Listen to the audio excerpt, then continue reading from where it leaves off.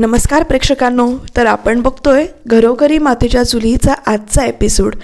कालच्या भागामध्ये आपल्याला वाटलं होतं की आता ही डेड बॉडी सारंगचीच आहे, पण कृपा झाली आहे देवाची। जेव्हा तो ऋषिकेश डेड बॉडीवरचं हे उघडतो आणि मान तिकडे फिरवतो, तोपर्यंत एक दुसरीच बाई येऊन त्या डेड बॉडीजवळ रडते। तेव्हा त्याला जाणवतं की तो सारंग नाही आहे, पण हा जो काही 2 मिनिटाचा धक्का बसलेला असतो त्याला, तो त्यातून सावरत असतो की हा सारंग नाही आहे। ही आनंदाची गोष्ट पण आहे, पण समोरच्या बाईचा जो काही आक्रोश आहे वगैरे ते बघून त्याला खूपच त्रास होत असतो। आणि इकडे जानकी वाट बघते, अजून ऋषिकेशचा फोन आला नाही, त्याला फोन करावा का या विचारात आहे। ऋषिकेश बाहेर येऊन इथे असा सुन्न होऊन उभा राहिला आहे की नेमकं काय झालं आहे। 2 मिनिटासाठी त्याला समजत नव्हतं।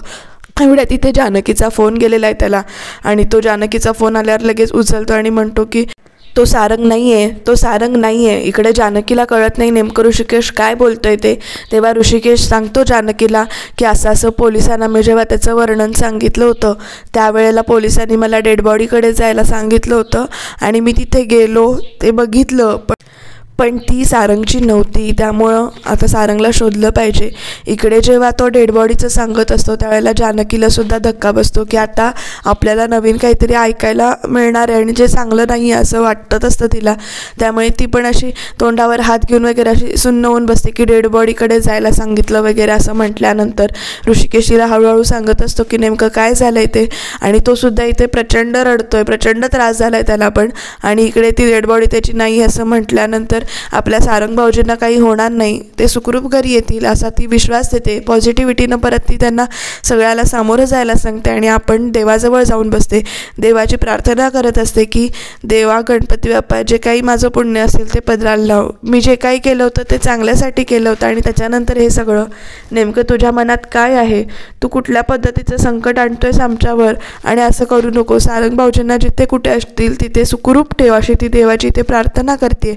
देवाला विनवणी करते ती की माझं पुण्य घे तू, पण सारंग भाऊजींना सुखरूप आण आणि हे असं संकट नको आणूस घरावर। तेवढ्या तिथे बिचारी ओवी येते पळत पळत, ती सुद्धा या सगळ्यामध्ये खूप घाबरून गेली। ती म्हणते आई आता सारंग काका परत कधी येणार नाही ना, असं ती रडत रडत विचारते। जानकी तिला समजावते, नाही बाळा असं म्हणू नकोस, सारंग काका परत येणार आपले। ते काय जे तू कशी हरवली होतीस तसे ते हरवले होते। इकडे ती सांगते की अगं पण सारंग काकाला पोहायला येतं ना गं, असं म्हणते। आणि सारंग काकाला पोहायला येतं ना, त्यामुळे ते कुठे जाणार नाहीत, ते येतील।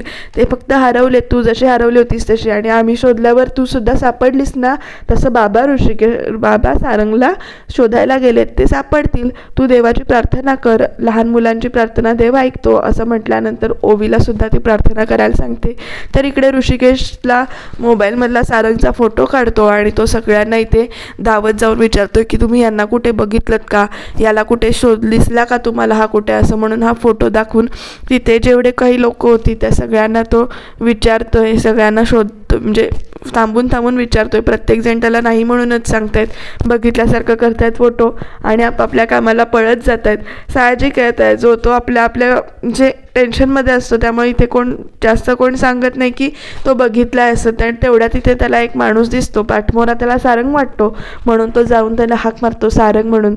खरं तो सारंग नसतो, तो दुसराच कोणीतरी व्यक्ती असतो। आणि तेवढ्या तिथे परत त्याला पोलीस येताना दिसलेत। ऋषिकेश परत पोलिसांकडे गेला आणि त्यांना म्हणतो की प्लीज काहीतरी सांगा म्हणून। तर पोलीस पण म्हणतात की आम्ही तुमच्या भावाचा फोटो बघितला आहे आणि अशी व्यक्ती मला इतक्यात कुठे सापडलेली नाही आहे, म्हणजे इथे जेवढे पेशंट आलेत तेवढे सापडलेले नाही आहेत आणि काही पेशंट वाचलेत, खरं जे काही पेशंट वाचलेत त्यांची यादी आमच्यापर्यंत अजून पोचलेली नाही आहे।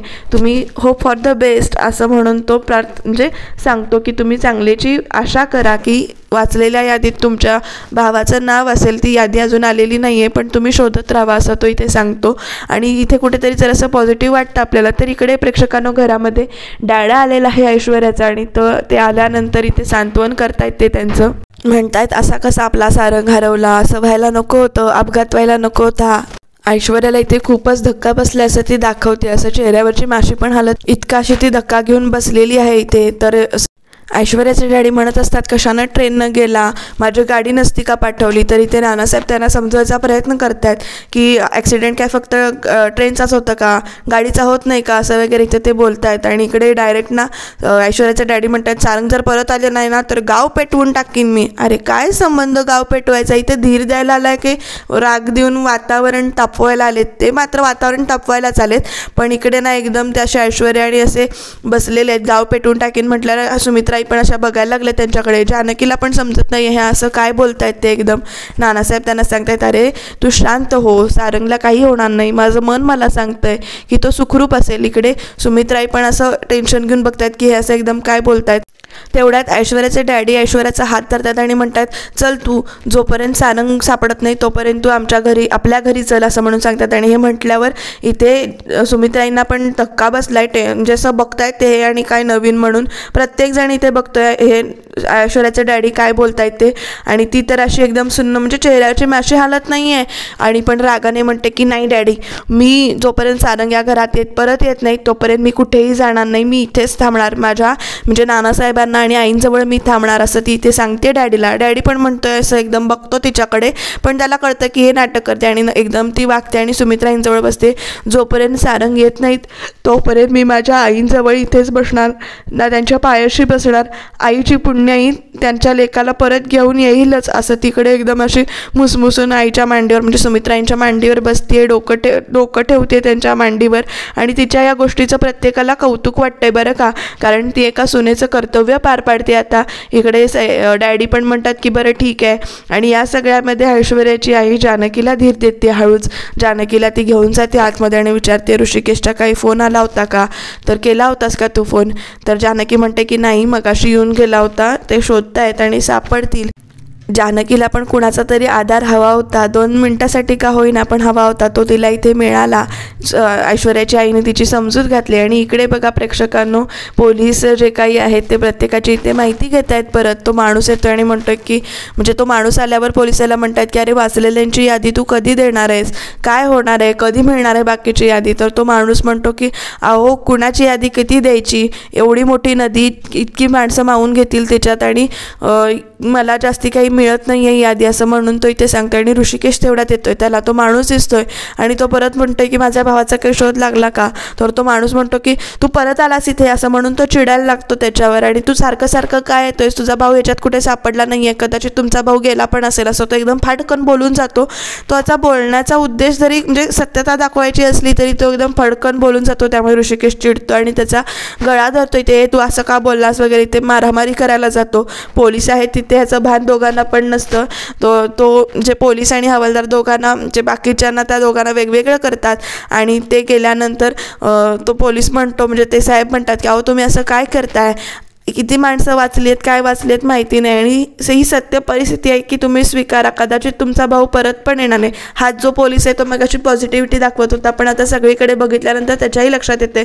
आणि नदी मोठी होती, त्यामुळे किती लोक बुडतील असे आपल्याला सांगता पण येत नाही, त्यामुळे तुम्ही सत्य परिस्थिती स्वीकारा, असं तो इथे सांगतोय. तुमचा भाऊ काही सापडत नाही असं तो इथे म्हणतो. तर इकडे ही घरातनं निघाले डॅडी आणि ते डॅडी ऐश्वर्याला घेऊन जात आहेत. ऐश्वर्याला सांगतात काही वाटलं तर लगेच फोन कर, कधी पण फोन कर, तू कितीही असू देत, काही असू दे, काही झालं तर लगेच फोन कर, काळजी करू नकोस आणि व्यवस्थित काळजी घे. तर ऐश्वर्या इथे हळूच सांगते, तो पत्राचा डाव ना आपला बरोबर वर्मी लागलाय आणि आता सारंग परत आला नाही आला मला काही फरक पडत नाही, या घरातली जानकीची आणि ऑफिसमधली ऋषिकेशची जागा मी नक्की घेईन, असं ती इथे सांगते. काय बाई आहे ही, आता ही बहुतेक की नाही जसं सौमित्रला किडनॅप केलं होतं तसं सारंगला पण उचलतील असं वाटतंय मला, बघूया पुढे काय होतंय ते. तरी ते जानकीला ऐश्वर्याची आई समजूत घालते आणि फोन काळजी घ्यायला सांगते, म्हणजे माझी मुलीची आणि आईची काळजी घे असं वगैरे इथे सांगते. नानासाहेबांना त्या हात जोडून नमस्कार करतात आणि ते निघून जातात.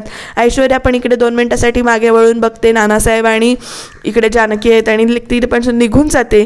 नानासाहेब सांगतात जानकीला काही फोन आला होता का, तर ती म्हणते की नाही अजून आला नाही आहे, शोधतायत सगळे तिकडे. तर नानासाहेब म्हणतात माझे जे काही कॉन्टॅक्ट्स आहेत ते वापरून मी शोधायचा प्रयत्न करतो, मी जातो, तू आतमध्ये जा, सुमित्राची आणि ऐश्वर्याची काळजी घे असं इथे नानासाहेब तिला सांगतात. आणि नानासाहेब स्वतःचा धीर एकवटून शोधकार्याला बाहेर पडतात. इकडे जानकी आतमध्ये जाते तर इकडे सुमित्राही देवाजवळ बसल्या आहेत, देवाची प्रार्थना करतायत त्या की असं काय केलं आहेस तू, ही कुठली शिक्षा देतोयस आम्हाला, आमचं काय चुकलं आहे ते सांग, आणि आज असं करू नकोस, माझ्या सारंगला परत आण, माझ्या सारंगची काळजी घे, त्याला सुखरूप ठेव, परत आण त्याला, अशी ती विनवणी करतायत देवाची, देवाचा धावा करतायत त्या.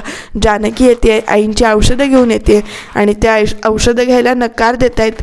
मग इकडे जानकी म्हणते की आई तुम्ही औषधं वेळेवर नाही घेतली की तुमचा BP हाय होतो. तर त्या इकडे एकदम निगेटिव्ह बोलतात आणि म्हणतात मला काय ते होऊ दे, खरं सारंग येऊ देत, माझा जीव गेला तरी चालेल, पण माझा जीव जाऊन सारंग येणार असेल तर ते पण चालेल.